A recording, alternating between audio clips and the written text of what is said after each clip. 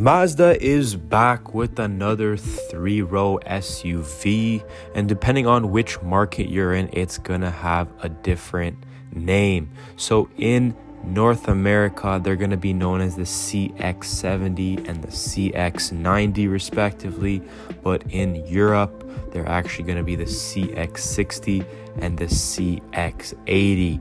So today we're essentially going to be focusing on that CX80, which is going to be very similar to the CX90 in American markets, which is that three-row SUV that has been offered if you need an extra row of seating, so you have a total of 7 seats, or need extra space to carry whatever you're storing in the back. And in its heaviest configuration, the plug-in hybrid CX60 weighs around 2,100 kilos, nearly 5,000 pounds. So with that expectation and the wheelbase platform that we see with the CX60, we can make an inference that it's going to be slightly heavier, slightly longer, and slightly larger, given the fact that it needs to accommodate that extra row of seating. And again, in terms of the powertrains, we've seen a 280 horsepower, 330 pound-feet of torque available in, like I said, international European markets, as well as Asian and Australian markets.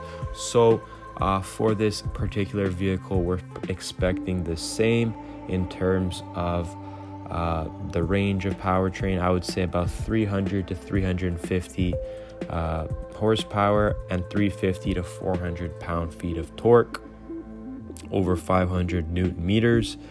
And given that we don't really have any other confirmations on the interior, but I would say it's going to be not too much is going to be unchanged really for the most part in terms of the interior. On the infotainment front, same trim levels and finishes that we see on the CX80 as I mentioned, and with that said, CX60 that is, and with that said, the only real difference again is the size, but exciting, and I think definitely a good idea for Mazda to do this, and they should definitely do it in other markets throughout America as well.